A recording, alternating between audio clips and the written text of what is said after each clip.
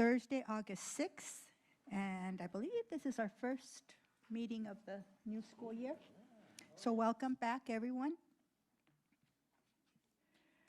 Okay, all members are present, I believe. Joanne, do you want to take roll, please, and check in everyone? Mr. Ibarra?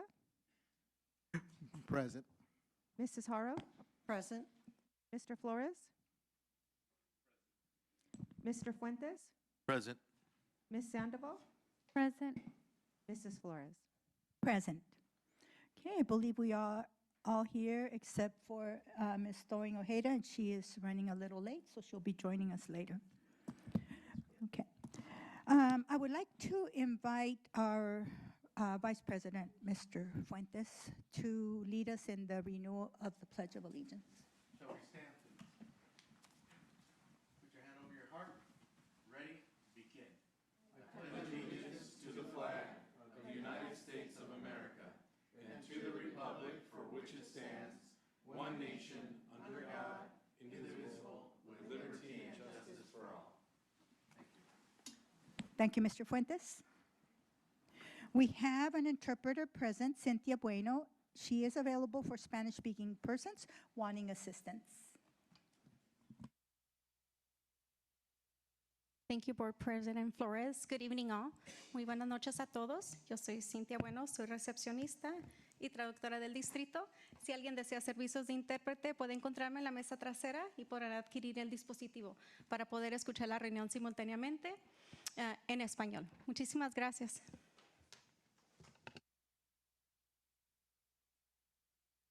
Cynthia, muchas gracias. Okay, item 1.3. I need a motion to adopt the agenda with no amendments. So we're good then. No action is needed. Okay. So moved. Sec- I'll second that. Okay, and all in favor? Aye. Okay. Moving on to item 2.1.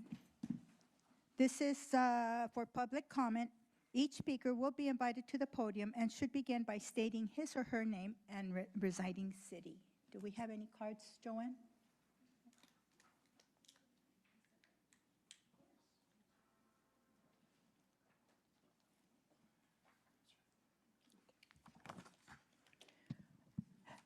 Okay, our first speaker is Lisa Villa.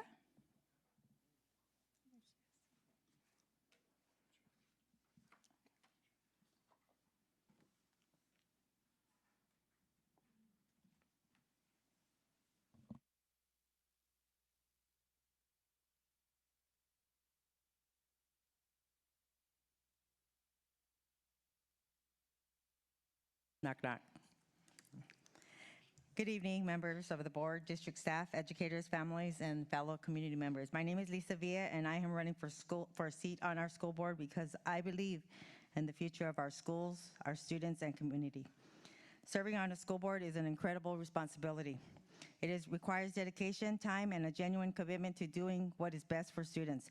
I want to begin by recognizing those who have devoted years of service to our district. Their commitment deserves our appreciation. At the same time, I believe every organization benefits from renewal. Just as our students grow, learn, and prepare for the next chapter in their lives, our leadership should also evolve. Change should not be something we fear. It should be something we embrace. Fresh perspective, bring fresh ideas. New board members ask new questions, challenge old assumptions, and often see opportunities that may have been overlooked. That doesn't diminish the accomplishments of those who came before them. Instead, it builds upon their work and helps to ensure our district continues moving forward. I also believe it is healthy to have regular opportunities for new voices to serve. While experience is valuable, so is the introduction of new energy, diverse viewpoints, and innovative thinking. That's why I support the idea of term limits for school board members. Leadership is not about holding a position forever. It's about serving faithfully, making a positive impact, and then creating a space for others to contribute. Passing the torch is not a sign of weakness, it is a sign of confidence of the next generation of leaders and in our strength of our community. If elected, I will bring a collaborative approach. I will listen before I speak. I will ask thoughtful questions, seek input from parents, teachers, staff, and parents and students, and make decisions based on what best supports student success. My goal is not to divide our community, but to unite it around a shared vision of excellence, transparency, and accountability. Every student deserves a board that is willing to adapt, innovate, and prepare our schools not just for today's challenges, but for tomorrow's opportunities. Together, we can honor the past while embracing the future.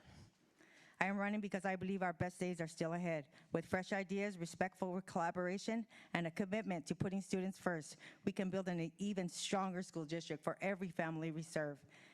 Thank you for your time and your consideration and the opportunity to earn your support. Thank you.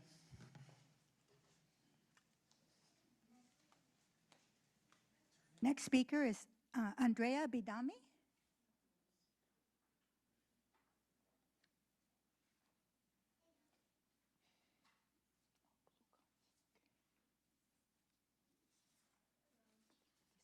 On? Yeah, there we go.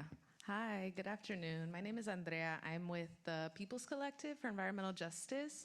We're a community-based organization that's fighting for clean air and healthy communities. We've been working in the community of Bloomington for the past 5 years.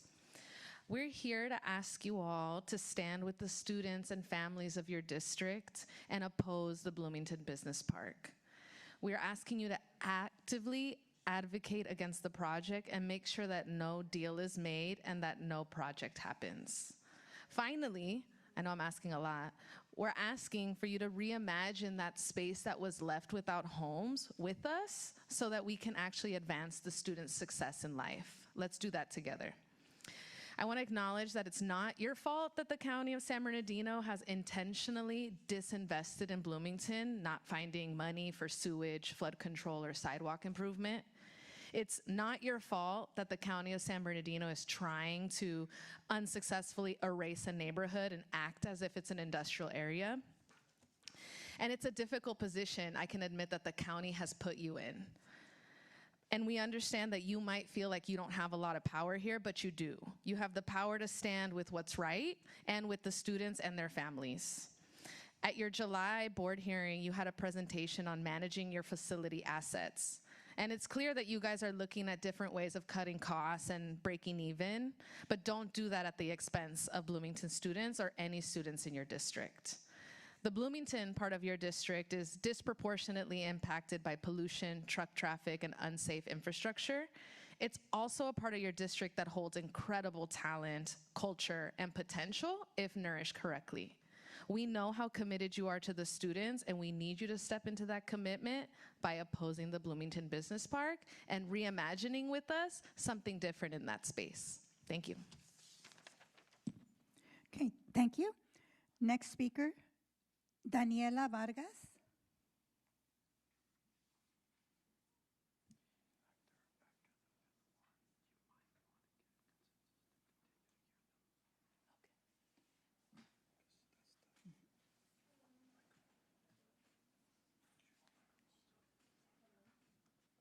Hello. Good evening. My name is Daniela Vargas. I'm a Bloomington resident, also a CJUSD alumni, and I have my siblings at the high school.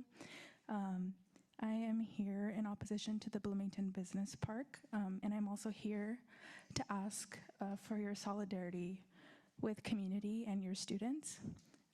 It's horrible to think that a warehouse of this scale could be developed next to an elementary school, but it's also horrible to think that a warehouse could be built by Bloomington High School, that it could be built in proximity of the homes of CJUSD students, and the parks that CJUSD students play at. I think when looking at the Bloomington Business Park, we ask for your support and your opposition for this project to not be developed.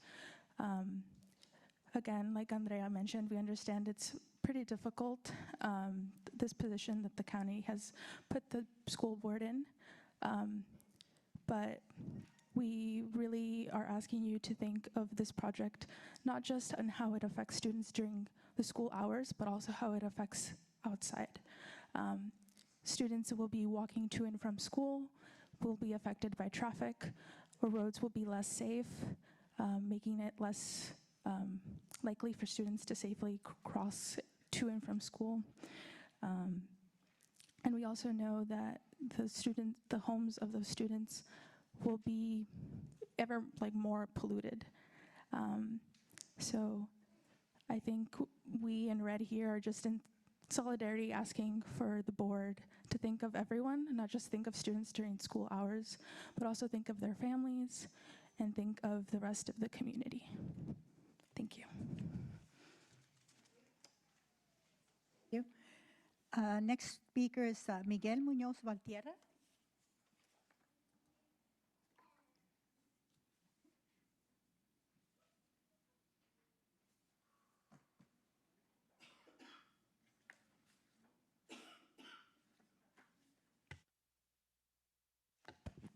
Got it. Thanks. Hello, everyone. My name is Miguel Muñoz Valtierra. I am an alumni of BHS and currently at UCR. And I am here in solidarity with the group that you see in red. And I'm also here to ask for you to actively oppose the Bloomington Business Park project. I could list the reasons why just over and over, but I'm sure you know. As a student who has gone there, who has experienced the traffic beforehand, only to see it get worse every year that I've lived there, and it's just a really dangerous situation to put students in. One of my friends got ran over when he was on his bike heading to BHS, and this was like a decade ago now, but that is still a very prevalent danger nowadays. And most of my circle of friends that still lives in Bloomington and still actively walks the neighborhood and runs the neighborhood. A lot of our original cross-country paths that we used to take are now closed. And so that's just one club that's being affected and impacted, but all the clubs at BHS run. Like, we all have to run outside, we all have to run in the fields, baseball, even volleyball, wrestling. All of these sports that make high school really fun are in danger of being impacted by this warehouse, especially when the air quality is already so dangerous. And as a student myself and as a researcher now, I can tell you that the impacts that this warehouse is going to produce are only going to increase and accumulate with the warehouses that are already being built, that have already been built, that will be built. And so your participation in advocating against this project is essential because you are one of the few representatives of the community that really interacts with us. I know, Israel, you were there at the MAC meeting last time, so I was really happy to see that. And you've also been there in those conversations that we've had at the MAC and how the community also feels this way. I emphasize the traffic because I still run around Bloomington and I still bike around Bloomington, and just feeling unsafe is really ridiculous for myself, and I just can't imagine for students that have to walk home. And I end my comment by asking you to oppose the project and your best capabilities. Thank you. Thank you. Next speaker is Carrie, I'm sorry, I apologize, Calinelli? Calinel?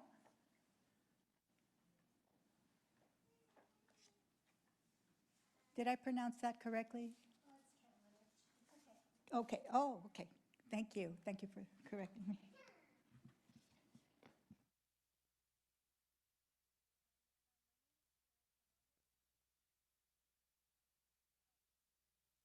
Hi, my name is Carrie Kalinich, and I'm a neighbor to Bloomington, and I'm here to oppose the Zimmerman being next to the gas station and all that. It's not safe for families. There should be a buffer zone, and there is no buffer zone. And I understand that you can't really, what I'm asking you is to support us. That's what I'm asking you to do. And it's just a travesty to allow this to happen. There's no PTA here. And if the Parent-Teacher Association, am I wrong? Because I contacted the regional organization, and they confirmed that they didn't have a PTA here in this area. And for it to continue with the disinvestment here, there will not be a PTA here. So that means more stress on our teachers and the faculty to come up with the events and such, because usually PTA helps out with such things. And there definitely won't be that. This area is agriculture, and with a lot of horse community, and you're destroying that, or not you, but the powers that be are destroying it. So it's just really sad that what Bloomington is and what can be is going to be changed, and the low student rate is going to continue to plummet. So I hope that you do stand by us to oppose this rapid urbanization of our area, because it is a jewel. It is good for the community, for the future, to have safe transit, safe ability to walk the streets. So thank you. Thank you for the comments. We are going to, we're into 15 minutes already into public input. The board limits the total time for public input on each item to 15 minutes. Although with board consent, we can increase the time. So right now, I would like to ask the board if we have consent to continue. Yes. Okay, very good. We'll continue with Andrea Flores.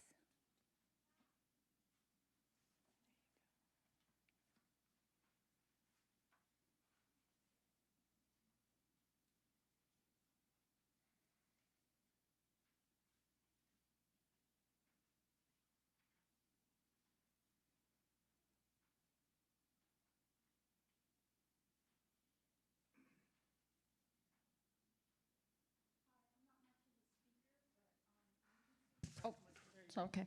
I'm not much of a speaker, but I'm going to say what. I'm a Bloomington resident, and I went to Zimmerman and Ruto Harris and Bloomington High School. And I remember the traffic, it wasn't that bad. And then now, I have kids that I take them to school. I have one that goes to Crestmore, and then one that goes to Zimmerman. So I have like a gap, like a half-hour gap between dropping off one and the other, and I'm always stuck in between trucks.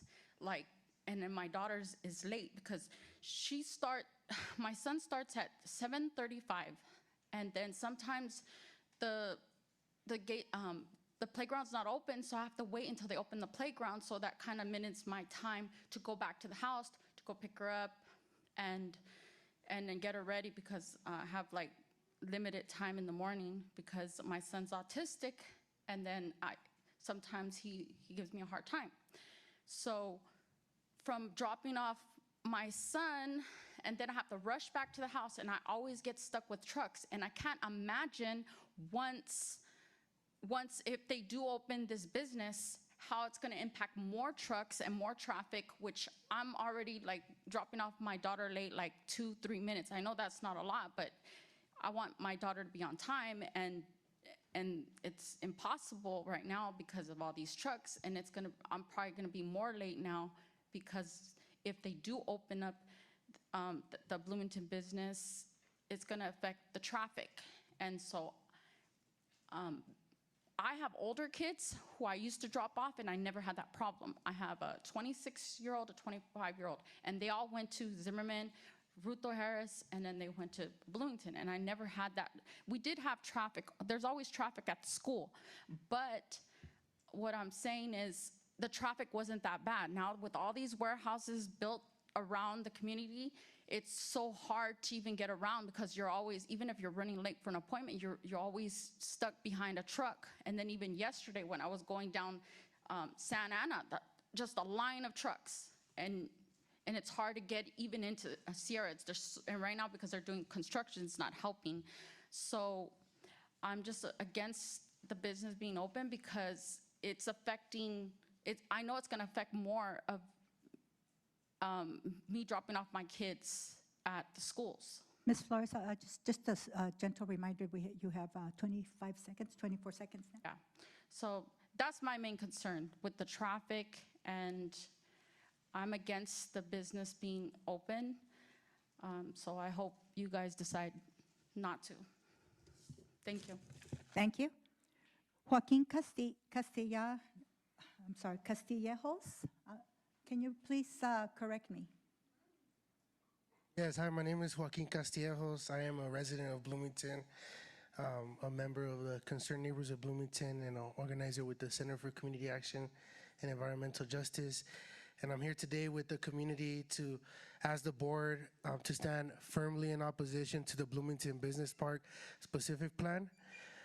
We've had before the superintendent join us at a MAG meeting and ask for support from the community to get the developer to the table. And what we want to tell you today is that we should completely remove ourselves from that table and stand completely against this project and not accept any breadcrumbs that they want to give us, because the community deserves more. And moving the school to next to a truck stop is not the answer. Accepting anything less is not the answer. The only answer is to completely stop this project and make sure that our communities are protected from pollution, from more traffic, and that Zimmerman continues to stay there as an educational institution that I also attended. You're hearing from the community how what exists right now is already impacting us, how it's already impacting traffic, and it's important to know that people real people live in these areas, and real people are going to get affected if the Bloomington Business Park gets approved. And although you're not the one approving it, the district does have a lot of influence on the county, and if the district stands with the community, it's going to make a big statement. Also, I would like to request to the district to hold a public hearing on this item and possibly have this meeting, or not possibly, but do have this meeting at Bloomington Middle School, where you've had it before in the cafeteria, where it's accessible to the residents of Bloomington, where people could come by and express their concerns. I mean, we made the drive out here today, and it's a little bit far, especially during traffic time, but it would be amazing if you could have it out there in Bloomington again. And yeah, just lastly, as a Bloomington resident and as a former student of Zimmerman, just really pleading with you all to look at the community that's here today, that community that lives in Bloomington, that is being impacted by it, and refuse any type of negotiation with the developer, refuse any type of business or money for Zimmerman, and stand 100% with the community. And to our representative, Israel Fuentes, show the community that you stand with us and not with the developers. I know that you like warehouses. We've seen the NIOP video, the propaganda video, that you love warehouses, but you need to stand with the community and show us that you're for Bloomington and you're not for anyone else except the students and the families and the parents, because we need to be protected. We need to preserve our community and keep the safe and healthy. Thank you. Thank you. Next speaker is Jorge Perez.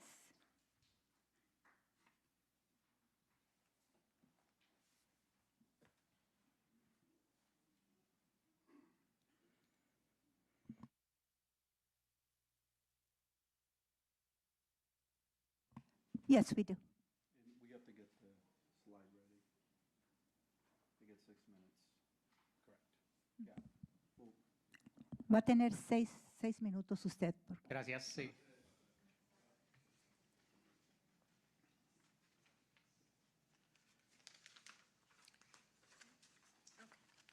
Buenas tardes, mi nombre es Jorge Pérez.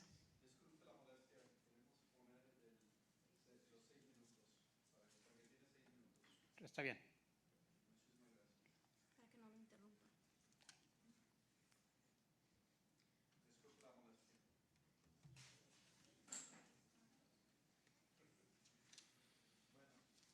We can start it over after 3 minutes, so just we'll ignore that. There we go. Ahora sí estamos listos. Bueno, buenas tardes. Como decía, soy Jorge Pérez, un residente de Bloomington.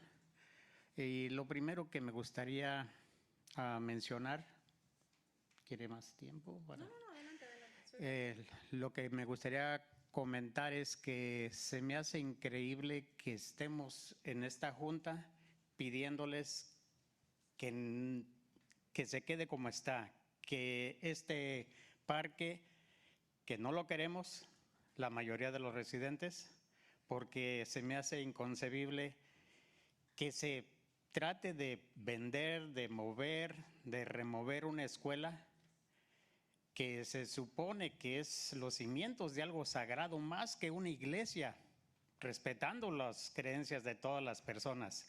Pero se me hace que esto no debería de ser, simplemente porque ustedes, todos los que estamos aquí, probablemente fuimos a una iglesia, también a una escuela primaria, donde empezamos nuestro conocimiento.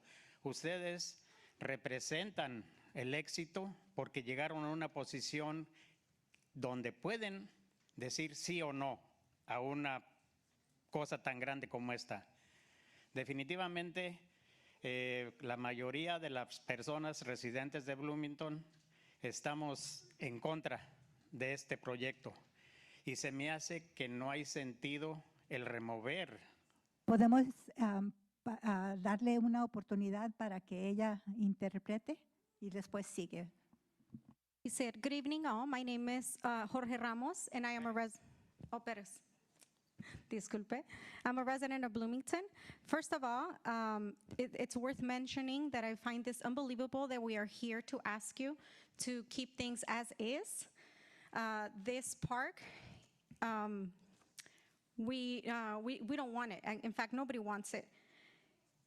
This idea to move in, to sell, to remove a school, which I believe to be sacred part of civilization, not to insult anybody of any belief or faith or religion, but I believe this to be even more important than any church, just because it's a foundation for our children and to a society. She says, we all attended schools, we're all products of it, and you are representatives of it. Just be aware that nobody wants this. Most people in Bloomington oppose it, and you need to be aware of that. Y al mismo tiempo, ustedes como personas que tienen una capacidad enorme para decidir lo que estamos pidiendo, cuando lleguen a sus casas, probablemente sus hijos, sus esposas o esposos les van a preguntar, ¿cómo les fue hoy?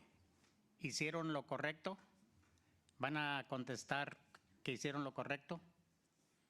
Les pido que hagan lo que debe ser. Ustedes están en una posición, fueron elegidos para representar a la comunidad estudiantil. Realmente esto creo que no tiene mucho que discutir. Realmente, por favor, opónganse. Sé que no es fácil, ustedes tienen muchas preocupaciones como humanos que son, pero en este caso, sentido común, opónganse. La relocalización de la escuela a una parte, en este caso al este de donde está ubicada, traería muchos problemas, tanto de tráfico como de tiempo. Y creo que ustedes lo saben. Ok, hay que darle oportunidad ahora que nos interprete.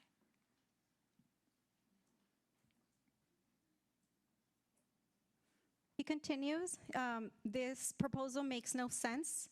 You as people, as humans, have a say in this matter.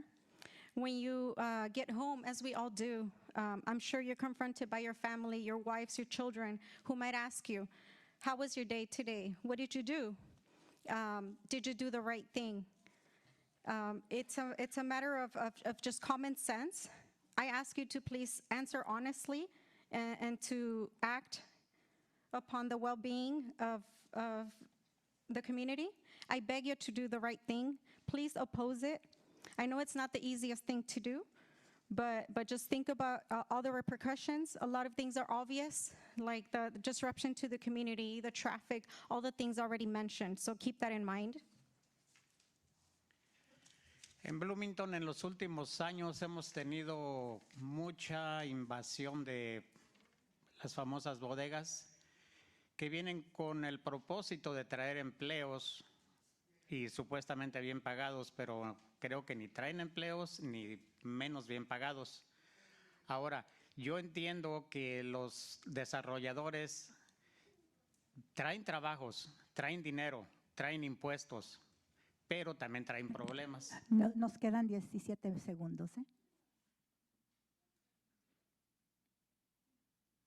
Bloomington has been hit aggressively by this invasion of factories that affect us negatively.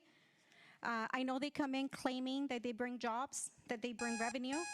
I highly doubt it, just because they might bring a little bit of revenue, a little bit of taxes, but it doesn't outweigh the repercussions. Los últimos 17 seconds. Gracias por escucharme, gracias por la oportunidad de tener interpretación que mucha gente en Bloomington la requerimos, probablemente para que haya un entendimiento 100% completo, pero nuevamente, apóyenos, los apoyamos. Gracias. Lastly, my last 17 seconds, I want to thank you for listening to me. Thank you for the interpreting services. A lot of the people here in Bloomington appreciate it. And once again, thank you. Thank you. Next speaker is Fernanda Durazo.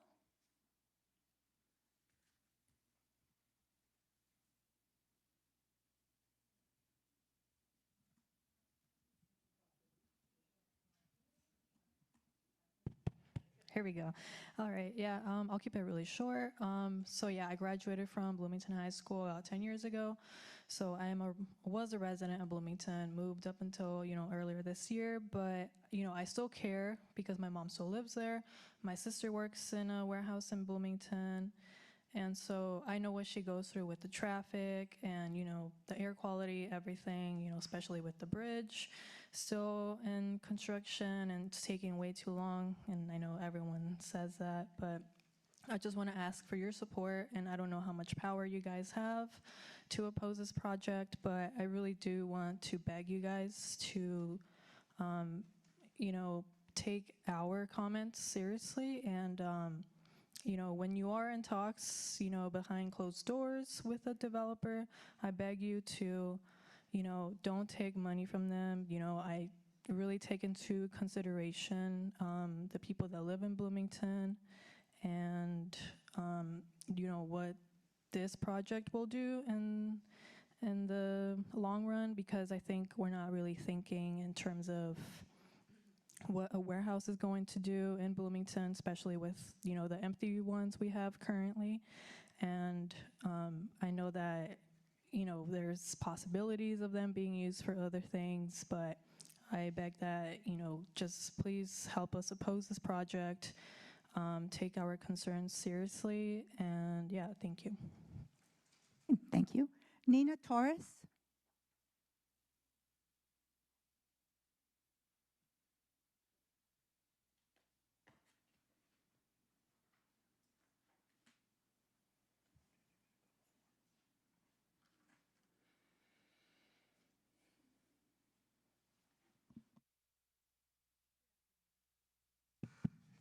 My name is Mina Torres, and I want to let you know that I'm a long-term resident of Bloomington and that I oppose this project, and I would like to ask your support to oppose it as well.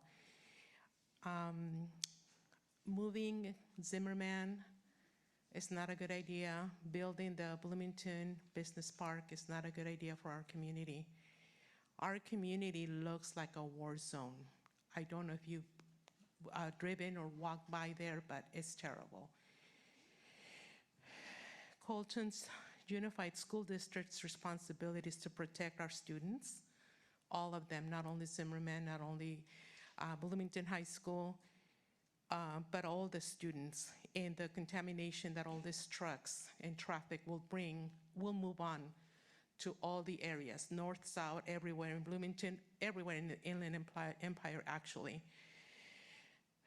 Colton's motto is keeping students first, achievement, equity, wellness. Let's live this and oppose this project. I beg you. Protecting our students from pollution is not as simple as just moving the school. More meaningful move would be to discourage these projects actually, due to the air pollution in Bloomington, not only Bloomington, but the whole Inland Empire. Many of our students are already suffering from asthma, myself as well, and it's the pollution. I know I don't have the studies behind it, but I have the symptoms, and our kids have the symptoms as well. I think that we need to take the precaution not to wait for an accident to happen. Our streets are not capable of holding that much traffic, the size of the vehicles that go through our streets. I know that we have routes designated, but they don't always follow them. There are blind spots with those huge trucks. If we move that school Zimmerman to Cedar and Santa Ana, a lot of the parents walk their kids to school. And I would hate for a disaster to happen, that blind spot and running over a kid or a family. So I beg you, I know you don't have all the power, but I beg you and ask you to support us, support your community. Thank you. Thank you. Next speaker is Xochitl Pedrosa.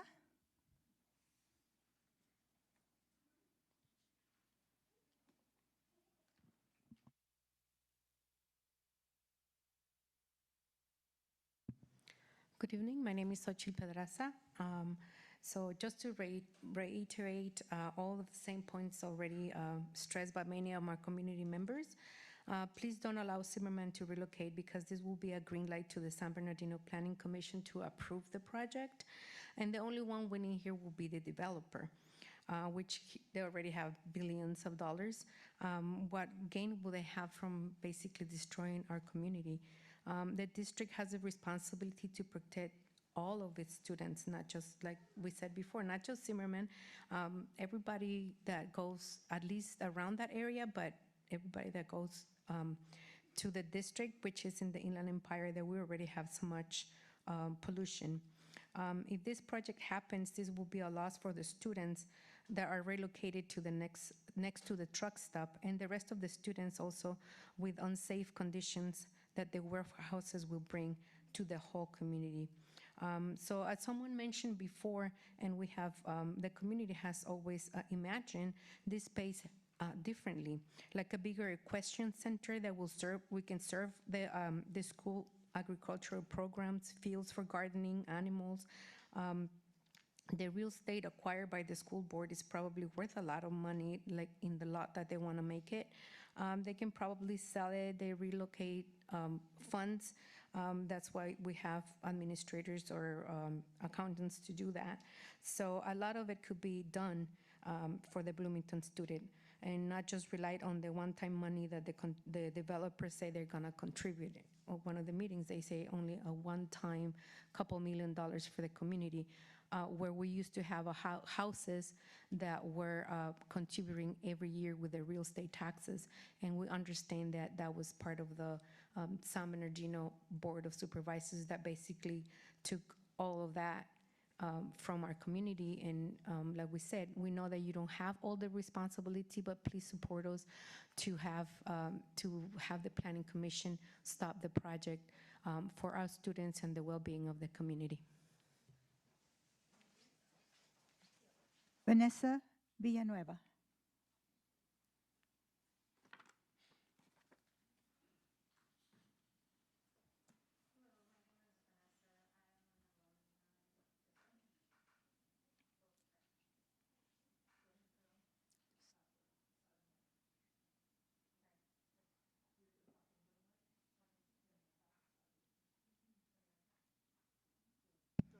Oh, my bad. Okay, apologies.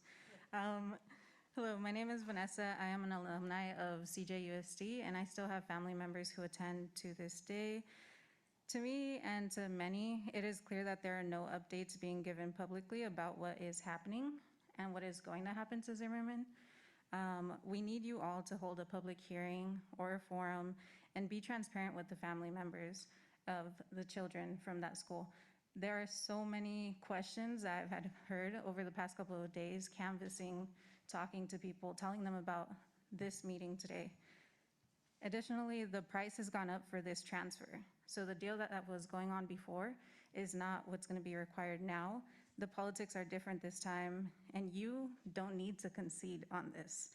You can stand with the students and you can oppose the project.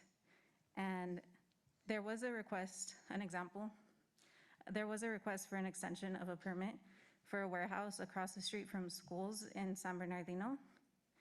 And their board member sent, their school district sent a letter in opposition. So this is an example of what y'all have the power to do. We know you can't shut down the project, but you can voice your opposition to it in support of the students.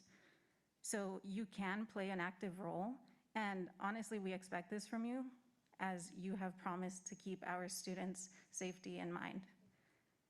There's so much potential in that space for projects and developments that further the success of the students, and we really just need to dream about that instead of helping an out-of-state developer rip off the community, which is what this project would do. But yeah, thank you. Thank you. Next speaker is Sofia Castillo.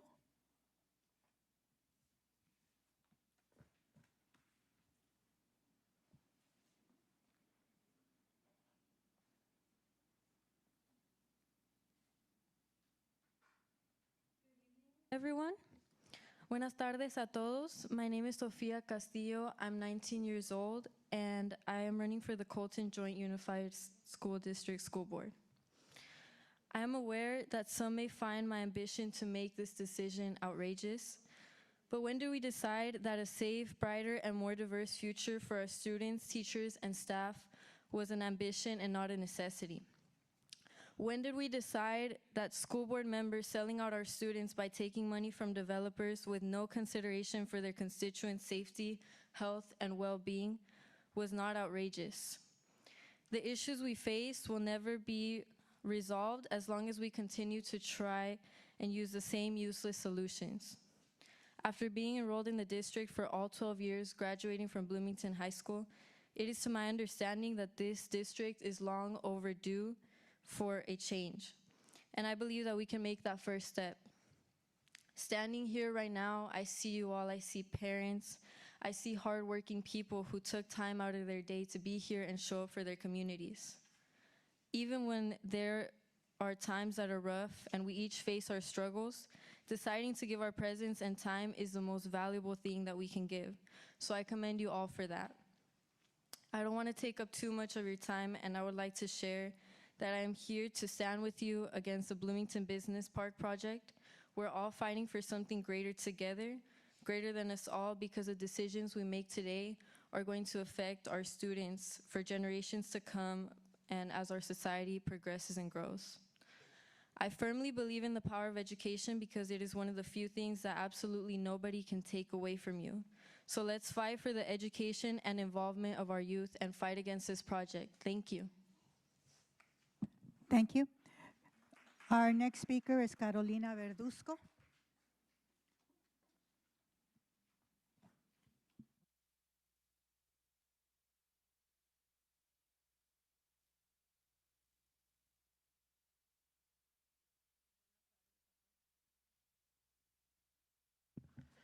Hello. Good evening, everybody, y buenas tardes a todos. And yes, that's my daughter, and she's a product of Colton Joint Unified School District, but also someone that, you know, I always involve my kids in issues in the community, and they grew up being involved, and I'm very proud of her. And I just wanted to come out here and say that I support everybody in Bloomington. I'm a longtime resident. I'm a former graduate of Bloomington High. And I agree with the gentleman that spoke before that said, why are we here? This should not even be something that you have to think about. You should stand with the students and the community in Bloomington. Enough is enough. My youngest daughter just started high school last Friday. It has been a nightmare to get her to school. Monday, it took me 2 hours to go pick her up and come back home. That's not acceptable. That doesn't make sense for people that have to work and have other kids. And we are in a crisis in Bloomington. We are trapped. I see it. Like trying to get out of Bloomington if there's an emergency, there's no way that emergency services could get through. We have 2 lanes on Santa Ana. We have all the trucks on Slover. I don't know how this is even a question that this is something possible.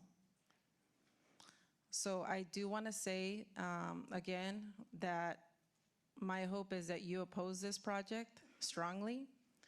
And I also want to bring up another issue that I have. I don't know why we are divided in districts, yet our elections are at large. I don't think that really benefits the people in the community. I don't think you can advocate for your district when the voting is at large.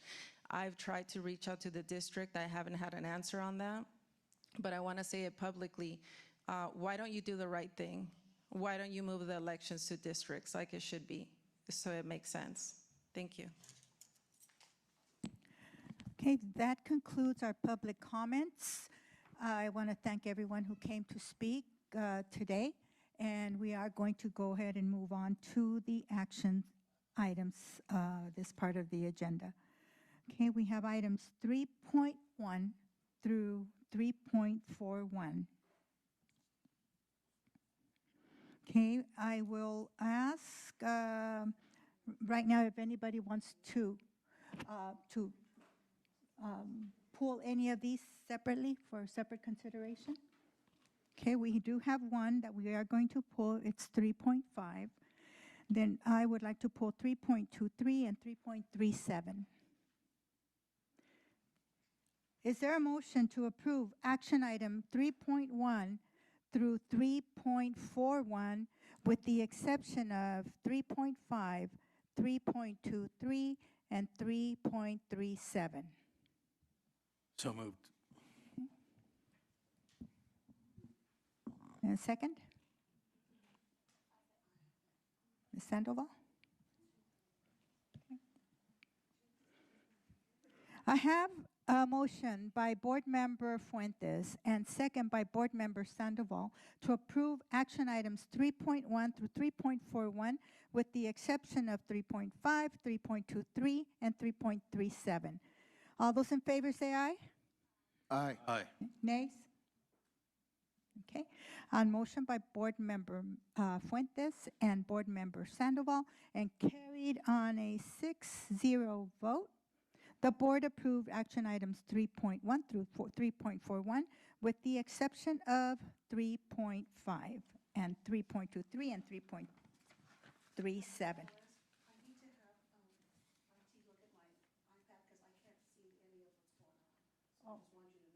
Oh, okay. Is it okay we proceed, or did you want to? I don't know if there's anything I have to. Okay. All right. We'll just wait.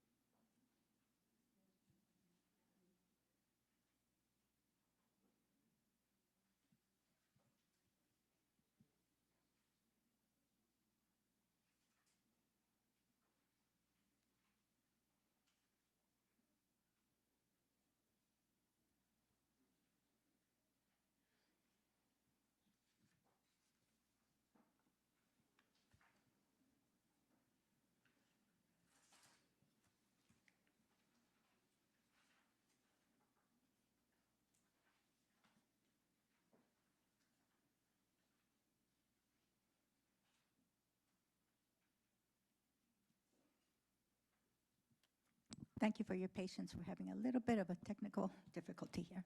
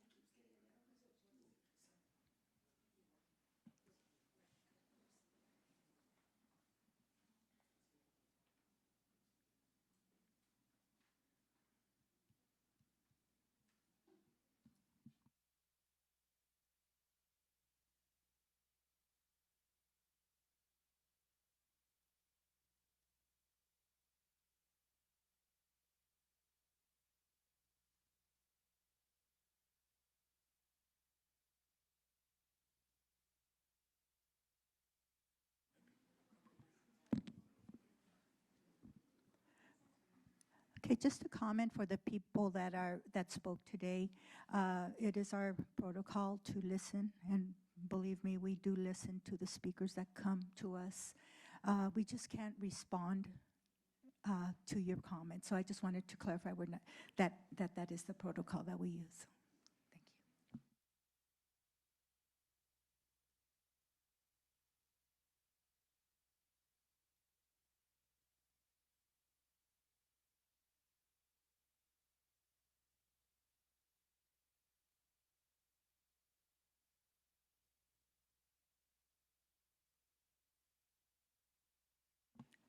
That's a good question.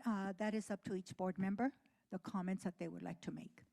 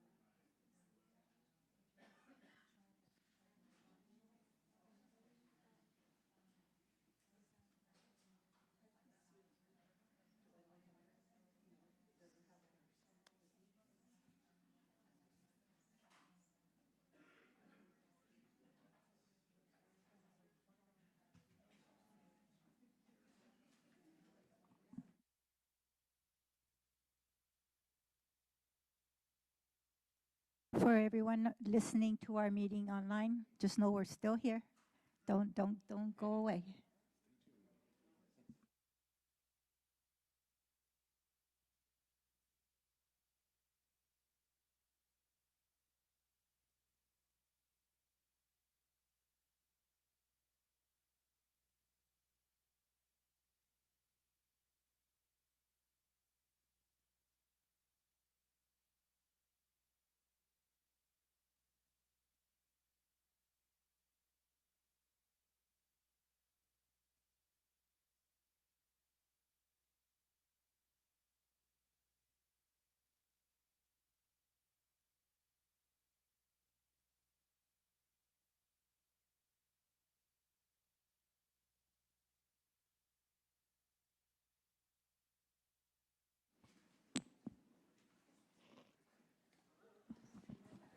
Just for the record, Board Member Thawing Ojeda has joined us at this meeting at this time.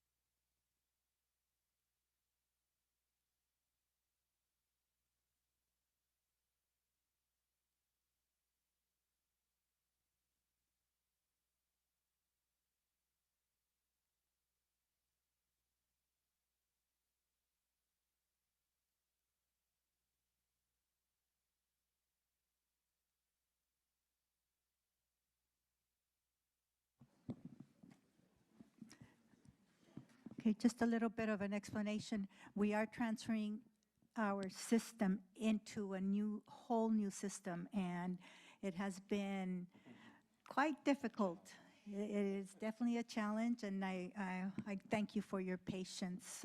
But we're getting there. We're getting there, and we pause just because it's very important to be transparent and show the public and the board members exactly what is it that we're approving. So just a clarification on that. Are you ready, Ms. Pamharo? Okay, very good. Let's continue. Okay, items 3.5, 3.23, and 3.37 will be pulled to be approved separately. I need a motion to approve item 3.5 as presented. Board President, I think I'm going to have to step away for this one. Is that the one? So. Yes. Okay, yeah. Board Member Fuentes will be stepping away because, yeah, he is, let's see. Okay. Okay, this item will be approved.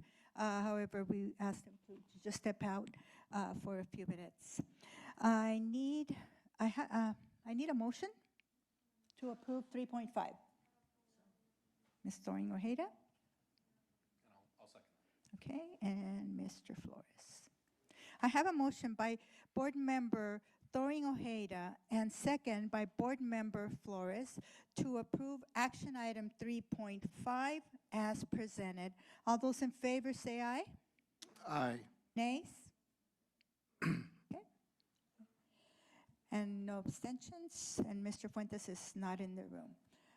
On motion of Board Member Thorne Ojeda and Board Member Dan Flores, the board approved action item 3.5 as presented. Moving on to 3.3, I need a motion to approve 3.3. Okay. It's 2.3. 3.23, I'm sorry, 3.23, my apologies. I need a second.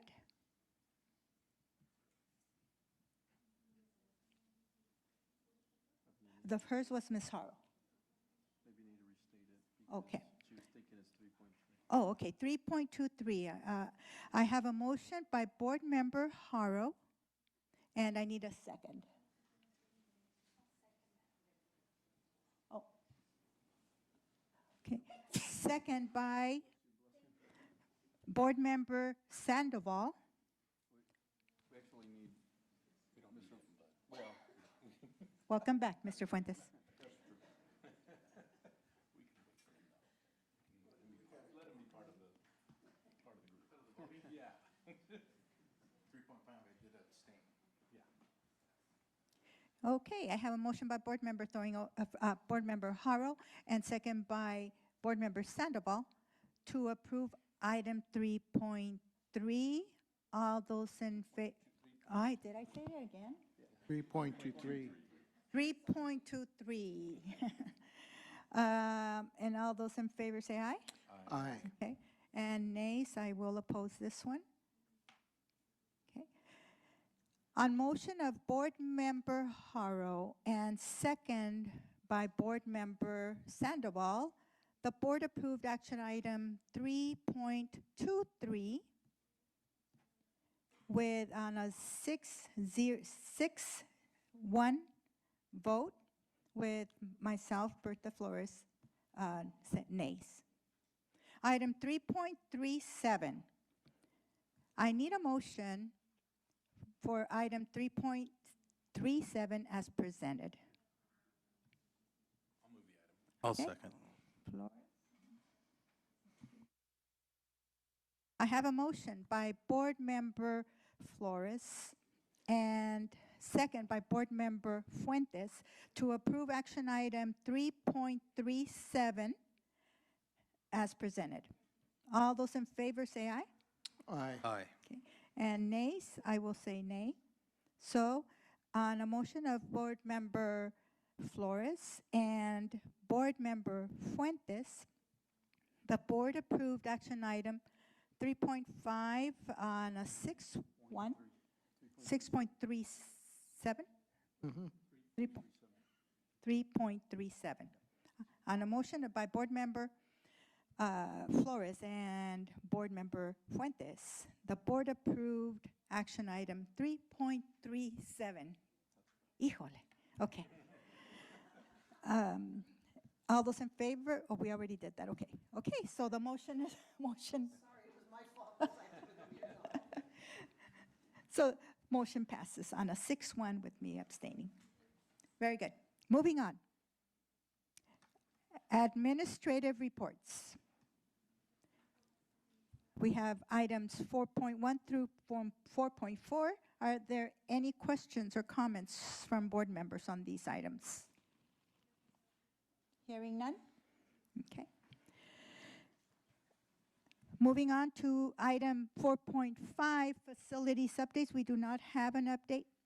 Item 4.6, we would like to invite ACE President Parachi to present.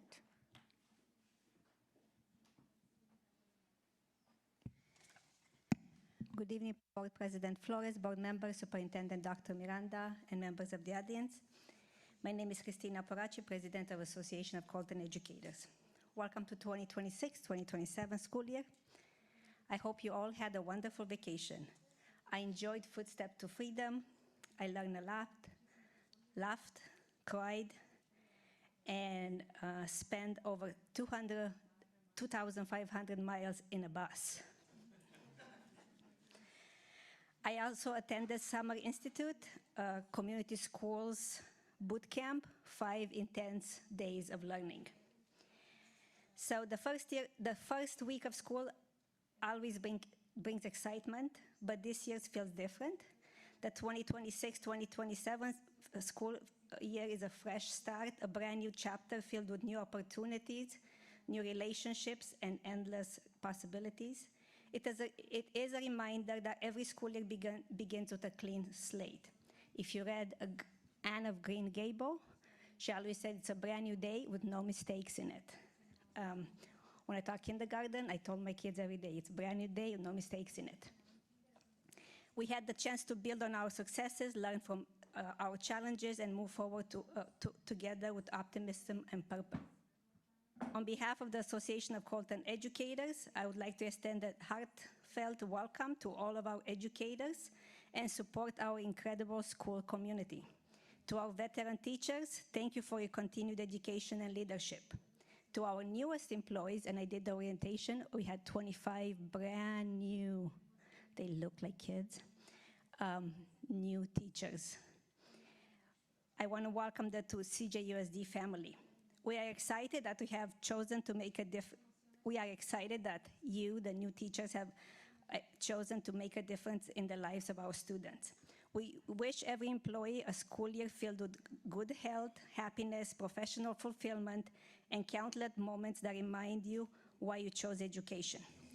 This evening, we also pause to remember one of our own. ACE was deeply saddened to learn of Bernadette Pedrosa's passing. Bernadette was much more than an outstanding teacher.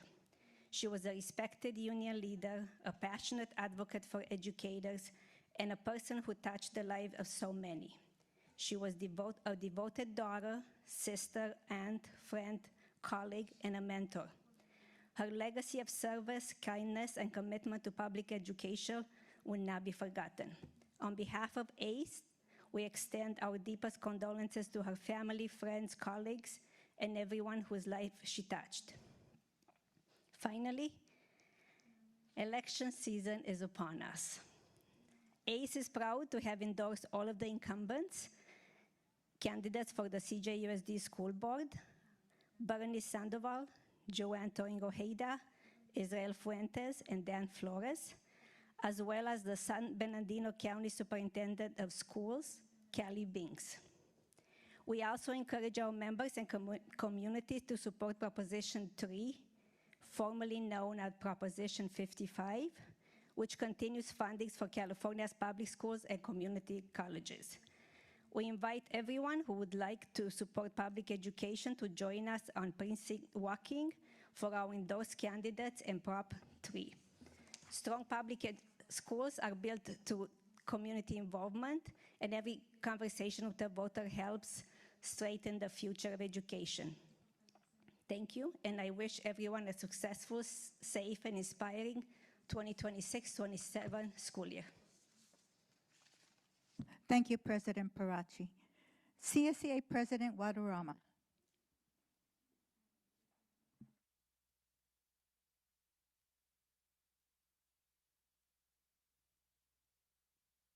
Good evening, Board President Flores, board members, Superintendent Dr. Miranda, and members of the audience. Anthony Guadarrama, CSEA Chapter President, Colton 244. Whew, man, I don't know about y'all, but these summers seem to be going faster and faster and faster every year. This summer I had the great privilege of attending the Footsteps to Freedom tour, and leading our group was Dr. Nyree Clark. And as I'm pretty sure everyone here knows, and if you don't, she's absolutely amazing. So many emotions were felt throughout the trip, but a few include sadness, joy, respect, humbleness, and for me, most importantly, inspiration and action. I was loosely taught about slavery in school, but to be immersed in the way that the tour does hit me emotionally in so many different ways that I didn't even know possible. We made connections with not only our fellow district staff, but staff members throughout the state. And I can't speak for everyone, but I walked away with a renewed appreciation for just life in general. It was amazing. I then had the opportunity to attend the Best Buddies Leadership Conference at Indiana University. My daughter Brooklyn was selected as the chapter president for the Best Buddies program at Grand Terrace High School. And of course, me being a proud dad, and of course with her permission, I signed up to be a parent advisor. For those of you that have not heard of Best Buddies International, it is the largest organization dedicated to ending the social, physical, and economic isolation of the 200 million people worldwide with intellectual and developmental disabilities, also known as IDD. Their programs empower people with IDD to form meaningful friendships with their peers, secure jobs, improve communication and advocacy skills, and live independently while also offering support for their families. The amount of love and positivity I felt at that conference was unreal. I still get the chills just thinking about it. I look forward to working with the teacher advisor, Ms. Mendez, my daughter, and the new principal to strengthen the Best Buddies program at Grand Terrace High School. Two extremely transformative experiences that I'm truly, truly grateful to have been a part of. Most recently, 11 total CSEA delegates, including myself and our regional representative, Louis Pacheco, represented Colton Chapter 244 at the 100th Annual CSEA Conference. I would like to thank you, the Board of Education, Dr. Miranda and Dr. Dade, for always supporting our attendance at this very important, very powerful conference. This year we had keynote speakers California State Assemblyman Almir Suchi and California State Senator Mike McGuire, both fierce advocates of public education. I always come back from these conferences with a little extra motivation and a little extra pep in my step, because as I look around the conference room, I get to see almost 2,500 out of our almost 250,000 statewide brothers and sisters that are there for the same goal and reason, supporting our fellow staff members and most importantly, our students. I say it every year, but the conference also gives me a renewed appreciation for the relationship between Colton Joint Unified School District and CSEA Colton Chapter 244. The conference gives me a chance to connect with fellow chapter leaders throughout the state and see what's working and what's not working in their districts. A lot of the issues they're facing, such as the superintendent never being available, the board constantly changing dates and times of the board meetings, board members fighting amongst each other at board meetings, and classified employees not being appreciated, I simply cannot relate to. With all the boasting I feel I did about our district, I also share some of the concerns and problems that my fellow chapter presidents are feeling throughout the state. One of the big ticket items was artificial intelligence. Assembly Bill 2148, which was authored by none other than the previously mentioned Almir Suchi, which protects public staff from being replaced by artificial intelligence. We attempted to get this type of language in our contract last year to protect classified employees, but was quickly shot down by the district negotiating team. We even used the very same language from this handbook created by the district. So it's my hope that the board will direct the district negotiating team this year to have a more open discussion about this issue. I visited many sites over the past week and a half since staff began returning, and I've run into the same issues across the board. Many sites have started this school year without a head custodian, a community liaison, or a school programs technician. This is unacceptable. Not only does this cause an extreme workload issue for fellow staff members, it is not fair to the students and the community. Especially over the summer, head custodians are a huge part of getting the site ready for the next school year. Yet again, though, sites have had to do without. When positions are not filled, it is not felt at the assistant superintendent level or even the director level. It is felt directly at the sites. We need to do better. I was made aware last school year, but was told it had been stopped, that health assistants are being directed to provide G-tube feedings to students. This is concerning for multiple reasons. Much love to our LVNs who are now being rotated amongst sites, but they're being directed to train our health assistants in G-tube feedings.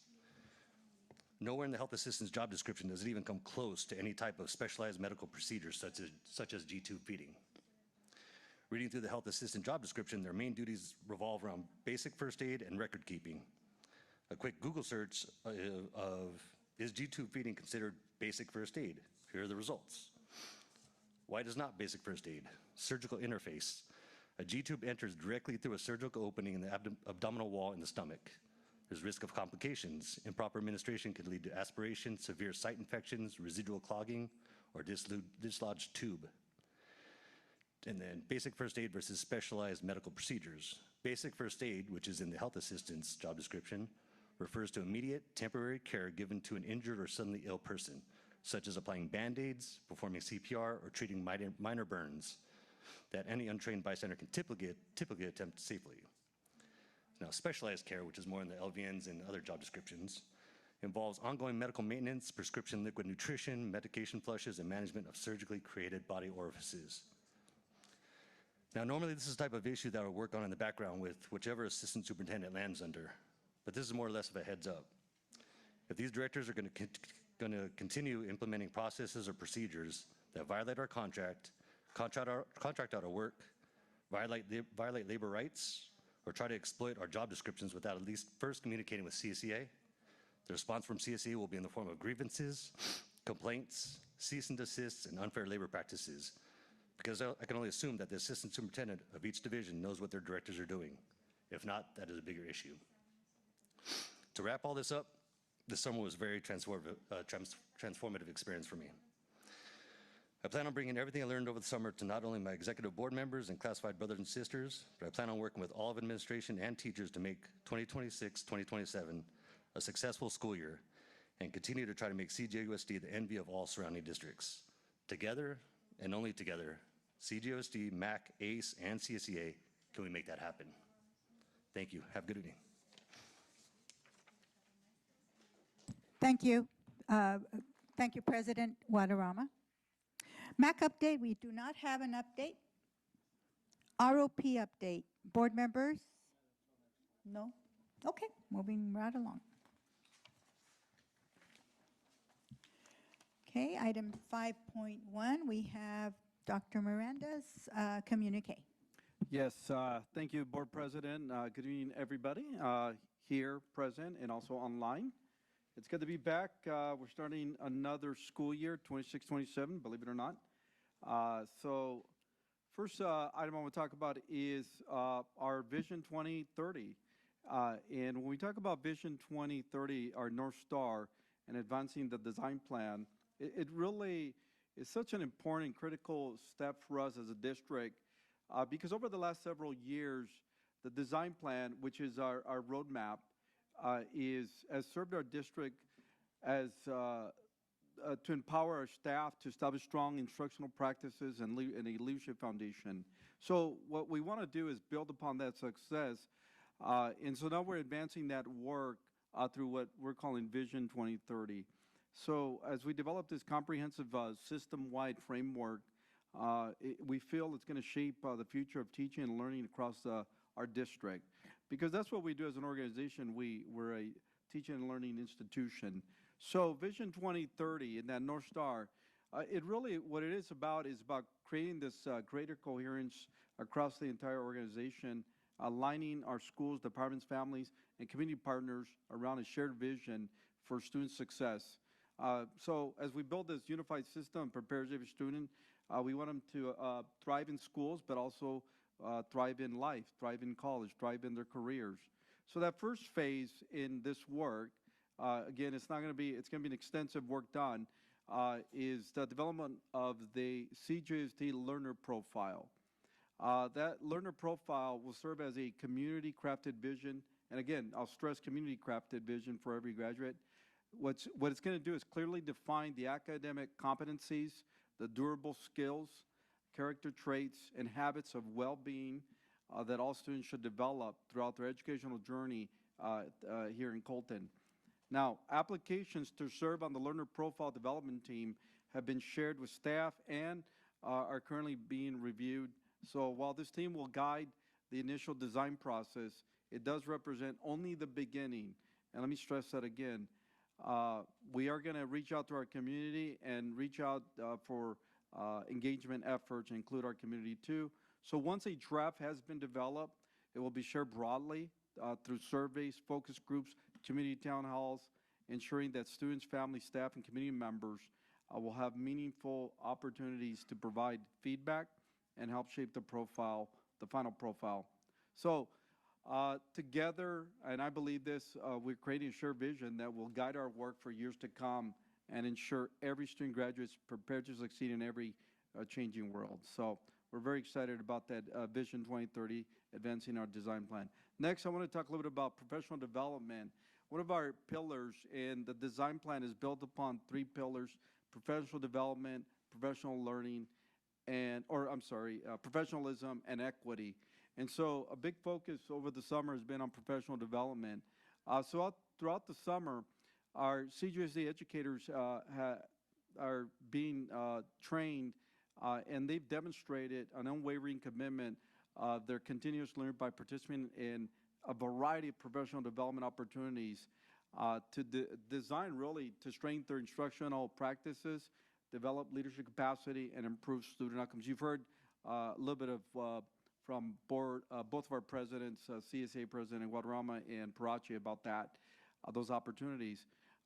Just to highlight a few, on July 27th, the TK6 Elementary Department hosted a district-wide mathematics professional development day at Colton High School to prepare students for the implementation of our new math curriculum, Eureka Math.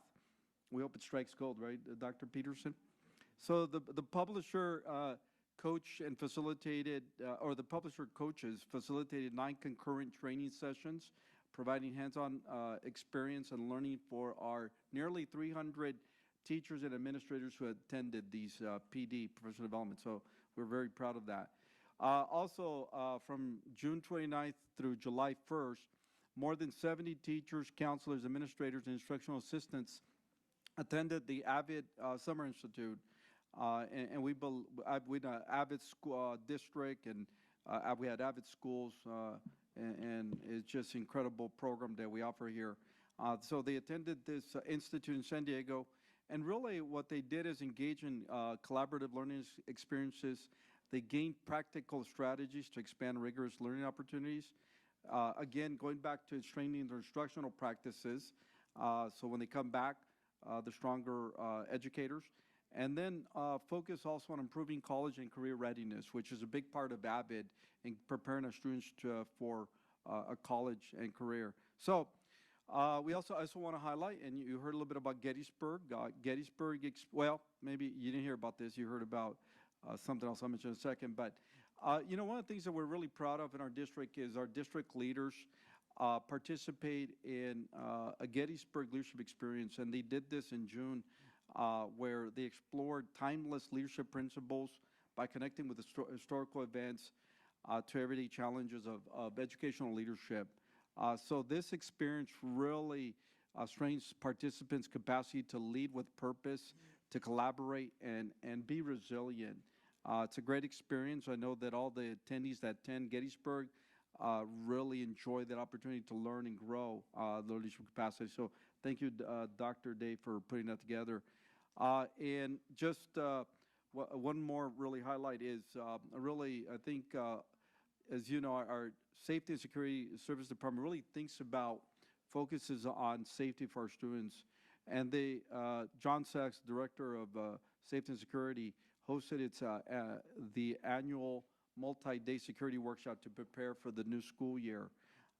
So what this comprehensive training does is brings together our district patrol officers, district safety officers, and security supervisors for a refresher for emergency response training and preparation, professional learning, and it's really designed to ensure that our campuses remain safe, secure, and welcoming to all our community, of course, our students, and we have a positive environment. So thank you to Director John Sachs and his team and all the employees who invested their time this summer in improving and getting better for our districts and our students. So a lot of people they're not off in the summer. They're actually still training and doing quite a bit of work.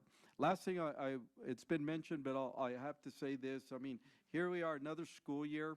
I have to say that, you know, as I start my 19th school year here in Colton Joint Unified, wow, time flies, and it's incredible. And I've had the opportunity to be in this district for a while. And it's a short timer for some of you, like Dr. Peterson, but as we begin this school year 2026, 27, and it's difficult to say too because, you know, we're getting older, right? And I'm like, wow, where does time go?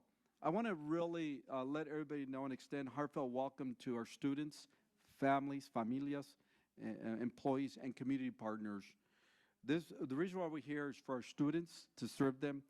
So this year, as we proudly celebrate our theme, which is Together as One District, 60 years of impact. So the district has been in existence and unified in 1966. So this theme, it honors our rich history while looking confidently into the future. And that's what we want to do is this district has done an incredible job of educating students. How about the future? So for 6 decades, our district has transformed lives through dedication of exceptional educators, and there's a lot of out there, and I see former students who are getting their doctorate degrees at UCR and those kinds of things. We're really proud of that. Staff, families, community members who are here, who share an unwavering commitment to our students' success. So as we launch another exciting school year, let's remain steadfast in our commitment to keeping students first, achievement, equity, and wellness. Together, we will continue to create engaging learning experiences, strengthening relationships, and ensure that every student has the opportunity to reach their fullest potential. And I'm honored to serve as the superintendent of schools here in Colton for the last almost 7 years. And I want to thank the board for their leadership. And as we start another school year, the reality is our North Star is strong. Do we have challenges? Absolutely. But there's a lot of opportunities that we have for our students and our district as we move forward and make this a great year. Really not for us, but for those students that come to our schools every single day, from preschool to adult school. And with that, thank you, Board President. I'll turn it back over to you. Thank you, Dr. Miranda. Board member comments. Board member Ibarra.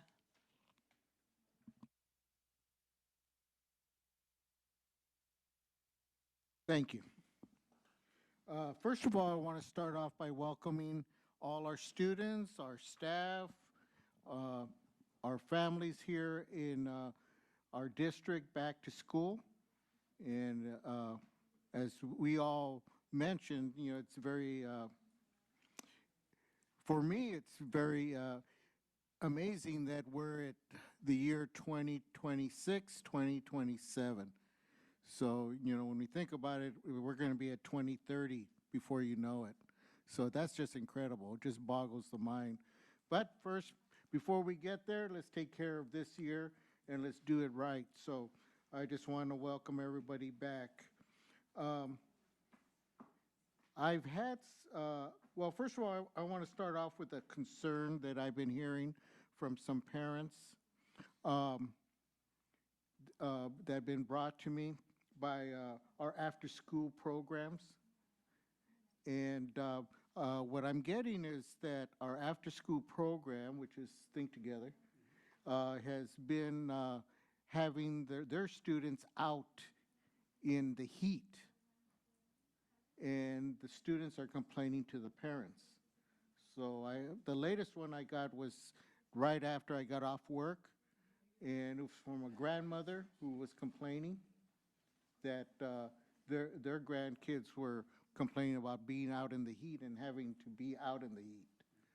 So I don't know if there's some, I know they follow a curriculum.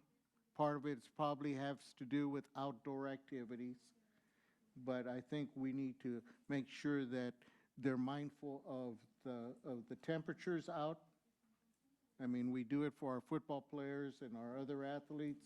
You know, we're looking at, in this case, all the parents were elementary school kids.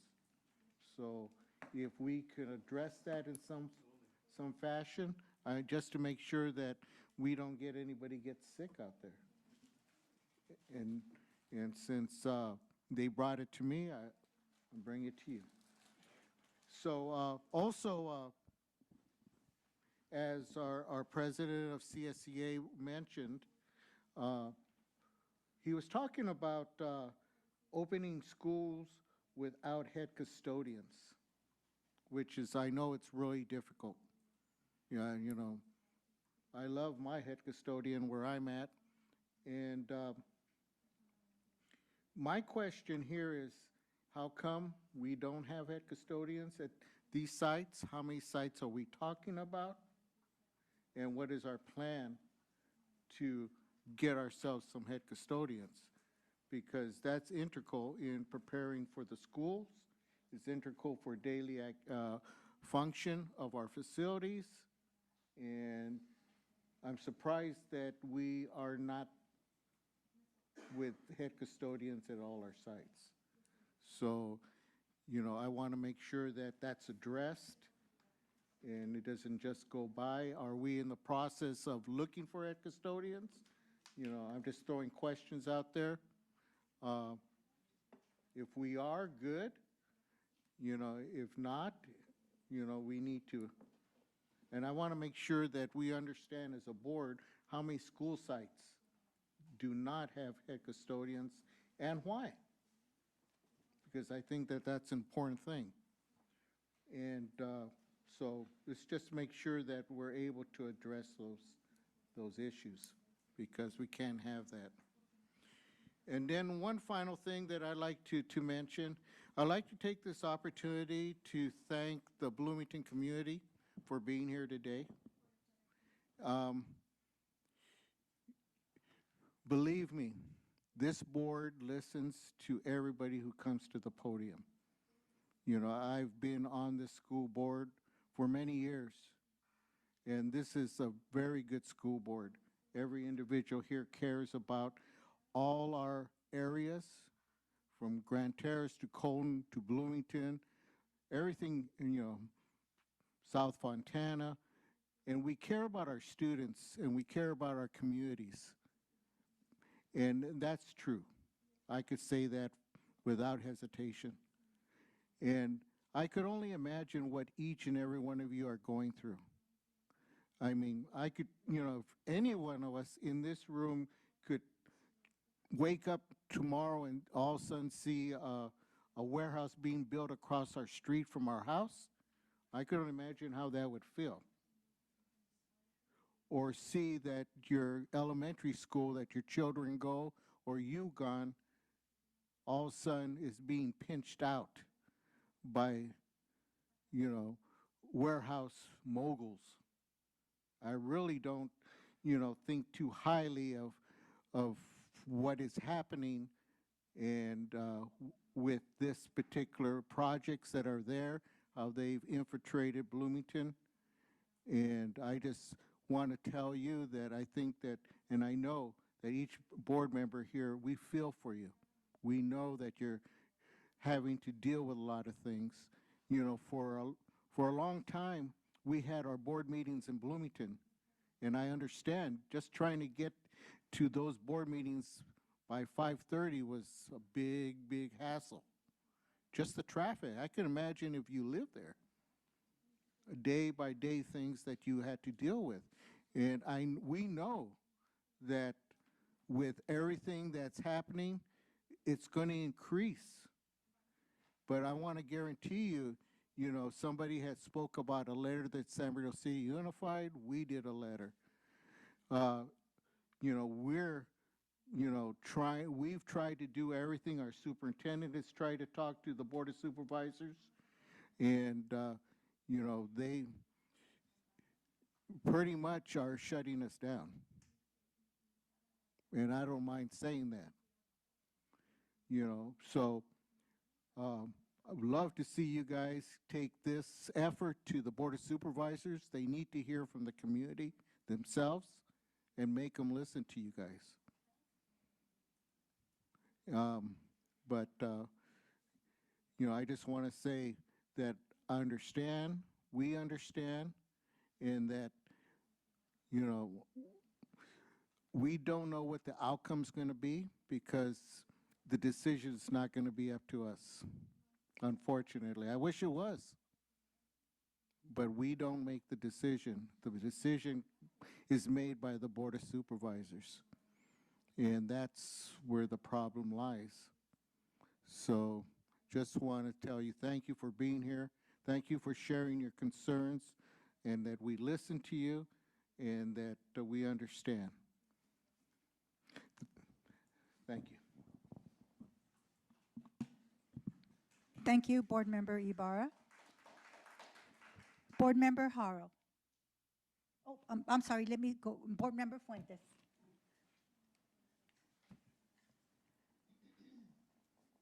Thank you, Board President. First of all, welcome back to school, to all of our staff, our students, our families, and the community and everything. And I want to thank our community, first of all, for being here today. I was at the MAC board yesterday, and I also invited the community to come out and share their concerns. A lot of times we do have concerns, trust me.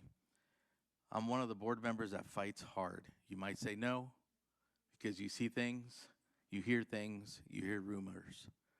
But trust me, I live in Bloomington. I have girls who went to Bloomington High. I have girls who went to Grimes Elementary. I have girls who went to Joe Baca Middle School. I did all the driving. I continue to do the driving. I have one daughter that doesn't want to get her license, and I still got to take her across the street, across that bridge to school. But understand that we are trying to be proactive. There's a lot of things that we have to deal with. Trust me.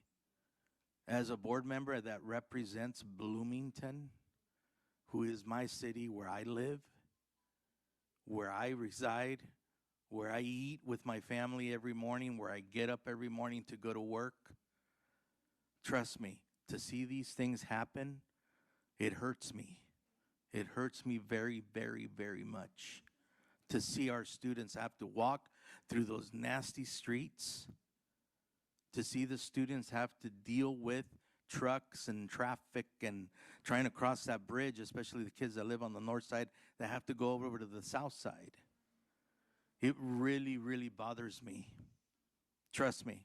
I'm not sitting here because I want to sit. No, I'm sitting here because I want to be proactive. I want to make sure that our students feel safe when they're in school, that they feel welcomed when they're in school. Trust me, if you don't believe me, I've given you my phone number. I was at the MAC board yesterday, and I've always given you my number. Call me. Talk to me. Let me know what's going on. A lot of times we, the board, does not know what happens. We're the last ones to know sometimes, unless it comes to public comment. We're the last ones to get thrown under the bus. Understand that we are here to fight for you and to fight for our kids. I still have kids in the district. I still have kids in the district. I have 18,000 students in the district that I care for every day. Los amo como si fueran míos, como si fueran mis hijos. Pero hay cosas que tenemos que hacer de acuerdo a la ley y de acuerdo al cómo se lleva a cabo el sistema de educación. Si yo pudiera hacer así y las cosas todo pasa bonito, lo haría. Pero tienen que entender que nosotros como directiva aquí, no solamente yo hago la decisión, somos 6 otras personas. There's 6 other people that make decisions on this board. And trust me, when we sit down in closed session, we're talking. And we're trying to be proactive. And we're trying to make a difference for our kids and our families and our staff. I love my community. I don't want to see my community. I drive through my community. I drive through that bombarded, it looks like a bomb went off in that area. Trust me, it hurts me to see that. If you don't believe me, well, that's up to you. But I'm here to be an advocate for you and to be an advocate for your child and to be an advocate for the community. Doesn't matter if I win the election or not. That's a whole different thing. That's politics. I don't have an agenda for that. I will fight and I will continue to fight until the last day that I'm here. Whatever God wants me to be, wants me to do, that's up to God. It's up to the Lord. I'm a Christian man, and I'll throw that out there. I pray for my community every day. There might be videos out there. There might be things out there. That's fine. AI does a lot of things. But you know, I'm here for you. I'm here for your child. I'm here for your students. I'm here for the staff. Thank you again for being here. Thank you for sharing your comments, because that's what we want to hear. We want to hear our community each and every day. Thank you. Okay, thank you, Board Member Fuentes. Board Member Flores. I'll be brief, but first of all, welcome back, everyone, to a new school year. Very early start to the school year, so those students and parents, thank you for working with us. Look forward to the back to school nights, look forward to seeing everyone at our school sites, and I was really excited to get to visit some of the schools already, and looking forward to seeing many of you in the community. Again, I'll be brief, and there are some limitations, as you know, in terms of what we can share, but there are some facts that we need to make relevant. With respect to engagement on this issue from the school district, the simple fact of the matter is no other agency has submitted more comment letters and studies challenging the environmental impact of this project than this school district. We have spent tens of thousands of dollars on studies challenging the environmental impact report of this district, along with the other environmental justice groups who have done their job. Many of us, in fact, as a district, we've developed a little bit of a reputation. Developers don't necessarily like us because we get involved in these matters when there are no other school districts that I know of, and I would challenge you to find any other school district, certainly in the Inland Empire, but I would doubt you would find any school district in the state of California that has utilized CEQA to challenge projects like these. It doesn't happen. This district has been involved. We haven't always gotten the outcome that we wanted, but we've always been engaged and we've always fought to protect our schools and our students. And again, I assure you, we have a reputation in the community for getting involved in these matters when other school districts have not. So we're on the record. The data is there. The reports are there.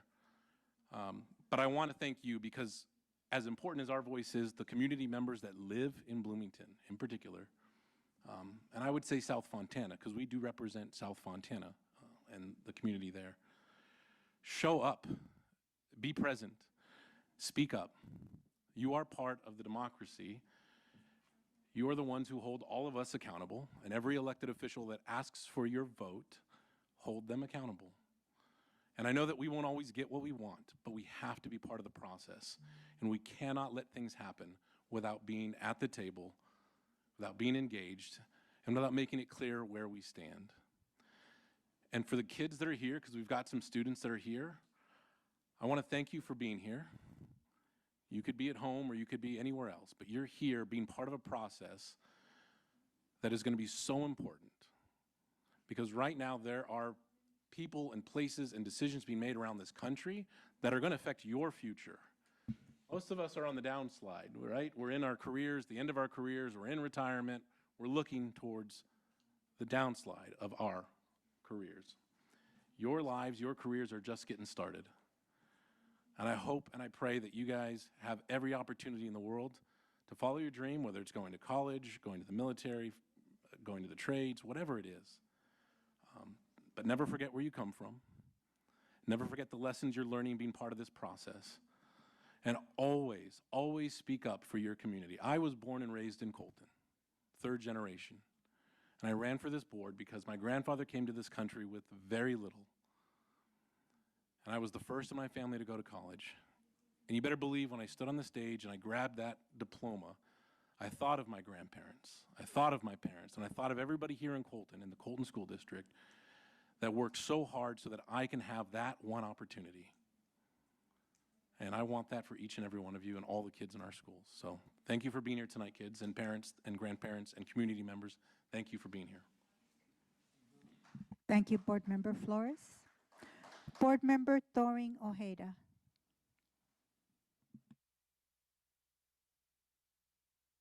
I too wish everyone a great beginning of the school year. I want to share when I was a principal and a teacher for many, many years. I love the first part of school because kids come to school excited and ready for something new and a beginning, and you want to keep that feeling with children all throughout the school year. The other day, my little great-granddaughter, who's in 4th grade now, I remember when she started kindergarten, didn't think that was a good idea. She's so excited about being in school. First day, she loves her teacher, and she's ready to have a wonderful school year. And we want that for all of our kids. So I'm grateful for everyone who gives their life and the work that they do in our district for our kids, because everyone matters, no matter what our job is.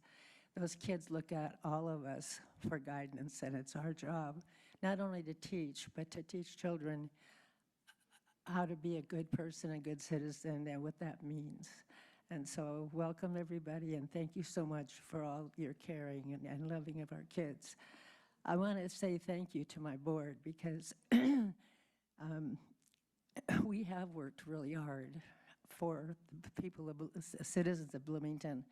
My son lives in Fontana, and his kids go to school in Bloomington schools. It bothers me a great deal for the air pollution and all the things that are going on with these warehouses, and we have fought really hard to keep them away. And like all of my colleagues have said, it didn't do any good for us to do that, but we worked hard, and we really appreciate you being here. I'm sorry I was late tonight. I had a prior commitment, but I agree with Dan. Keep speaking your mind. It's your community. You belong there too. You belong there. You have to live through that. And people need to know how this is affecting your lives and the lives of our kids. The air quality in Bloomington area is the worst in Southern California. And it's going to be a whole lot worse with all these trucks coming through. So I wish we could have fixed it. We've tried really hard over the years, but we're not being listened to, as my colleagues have said. So thank you for being here. And I appreciate each and every one of you. And we're going to have a great school year, everyone, right? And principals, if it's a bad time, you can call me, because I know there are days like that too. But those kids look at you and really appreciate and respect you. Or they're taught how to respect. Sometimes that takes a little bit of coercement. But thank you so much for being here. Thank you. Thank you, Board Member Thoring Ojeda. Board Member Sandoval.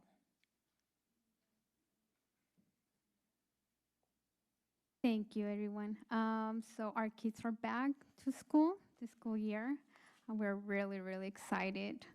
And we are looking forward for the learning, growth, and the opportunities that we're gonna have. I want to thank everyone for being here, the ones that are listening, and our Bloomington community. Thank you for coming. We are listening. We are here for our kids, and thank you so much. Thank you, Board Member Sandoval. Board Member Haro.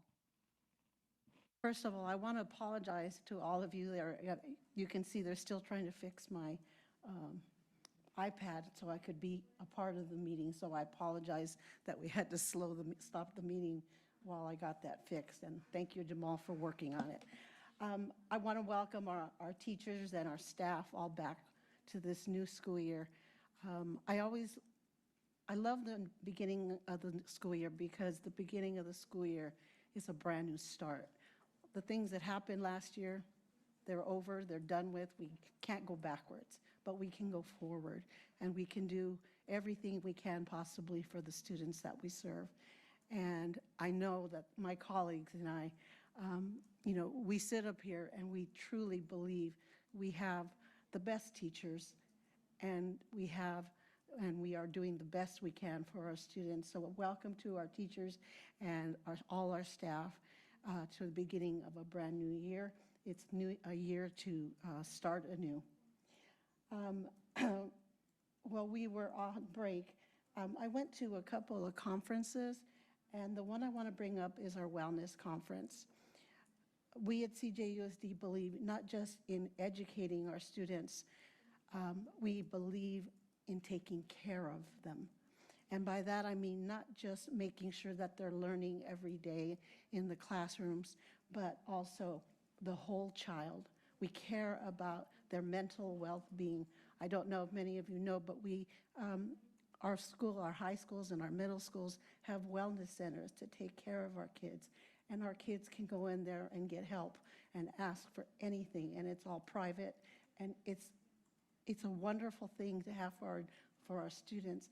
And we're the first district in the area to institute these wellness centers for our students that they have the opportunity to take part in. In the conference I went to, there was a speaker who spoke. It was a 26-year-old gentleman, and he spoke about elevating empathy. And empathy, we talk about it all the time in CJUSD. And he was an amazing young man. He has a disease. He is a dwarfism disease, and the disease, he's only one of 80 people in the whole world that has this disease. And he talked about the difficulties he felt in school, the bullying from students, and the different things he went through. But he decided to turn his life around because he wanted to make a difference for other people. And he spoke about elevating empathy. And he was in an airport, and a lady started talking to him, and he kind of ignored her at first because he just thought she was kind of being nosy because of his height, and he rode a special vehicle for himself. And she started talking to him and got to know him and sat next to him in the airport, and then next to him on the plane. What came out of that conversation is at 15 years old, he's the youngest man to ever do a TED Talk. And he talked about it, and he continues to talk about it. And he talks about the teachers in his life and the administrators and those who made a difference in his life. And I bring that up today because it is the beginning of a new school year. And he said that one caring adult does not fix the situation, but it makes the next step bearable. So know that each of you administrators who are here and teachers know that you are making a child's life better. And I just wanted to share that because it was just a very moving and amazing speaker. And you can look him up online and see all about him because it was truly amazing.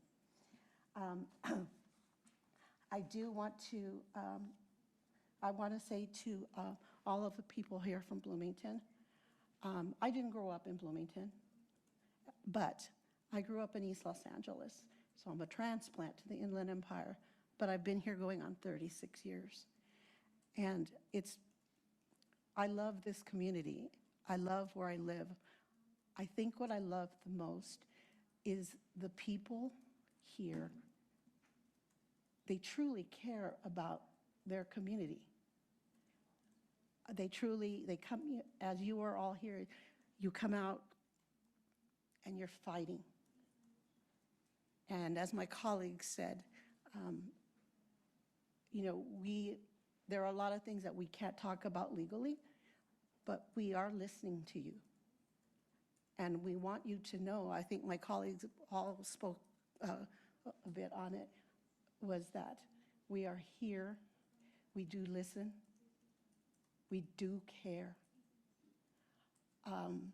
My daughter went through, Bloomington High School. She went to Ruth O'Harris. Our kids went to these schools. We see the same things that you're seeing, and it breaks my heart to drive when we go in that area and see what has become of the community that we love. I remember Bloomington High School when we were building the new football stadium. And we were contemplating, there was talk about putting in an area, we see a lot of times men on horseback would come and watch the football games. And we're like, you know what, we should put a tie, you know, I don't know what they're called, but, you know, for they can tie their horses there.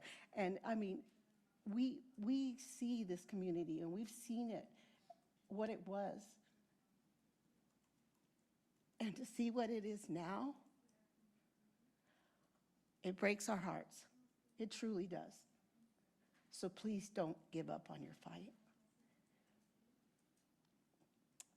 I want to end my board member comments. I know Ms. Parachi spoke about it, but I want to talk about a special, very special teacher. Her name was Bernadette, but everybody knew her as Bernie Pedroza. She was a teacher at Grant Elementary for 26 years. She loved her students. She loved her Grant family, and they loved her. She was very involved in her union. She fought for the rights of students and the staff and her community.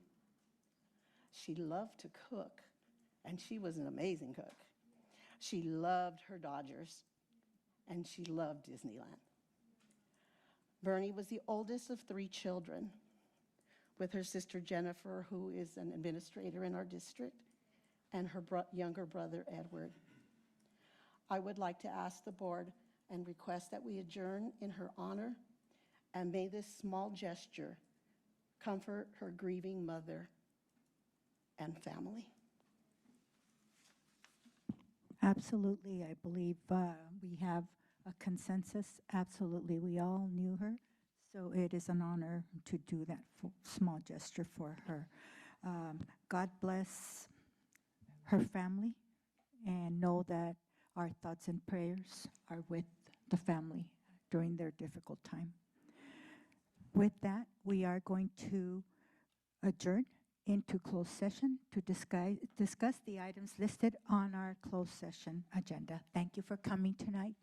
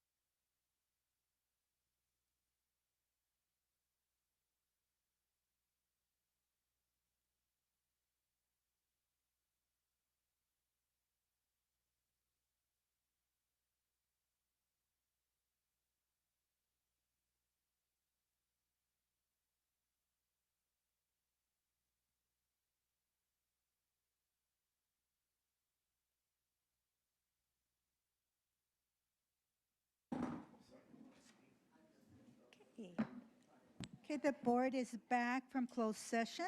We have some items to report in open session. Item 8.1, student discipline, non-readmission 2026-27. There was one recommendation to deny readmission for one student presented in closed session. In accordance with California Ed Code 48916, an expulsion order shall remain in effect until the governing board, in a manner described in this article, orders the readmission of a pupil. The one student has been expelled from Colton Joint Unified School District for a violation of California Ed Code 48900 or 48915. The student's case was reviewed by an administrator in the Department of Student Services, and upon review has not completed the plan of rehabilitation and is directed by the board and is not recommended for readmission. Is there a motion to deny readmission of the one student as presented?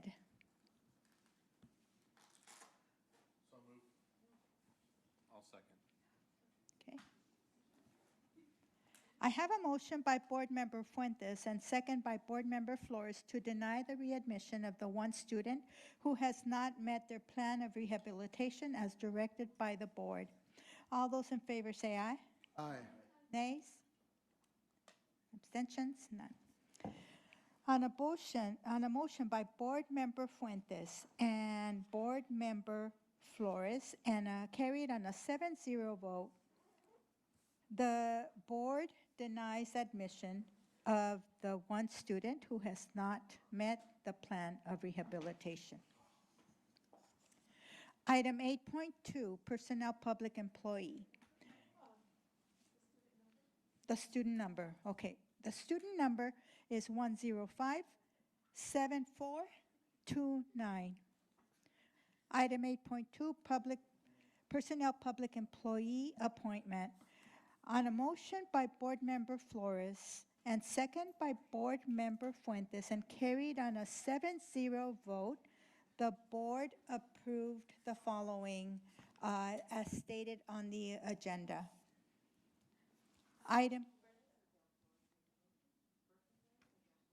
Mr. Flores. Item 8.3. Item 8.3, personnel public employee. On a motion by Board Member Haro and second by Board Member Fuentes and carried on a 7-0 vote, the board approved the following. Michelle Lopez, principal of DRC Elementary School. Item 8.4, personnel public employee. On a motion by Board Member Fuentes, second by Board Member Sandoval, and carried on a 7-0 vote, the board appointed the following. Sarita Afadonis, principal, Grand Terrace High School. We are adjourning this meeting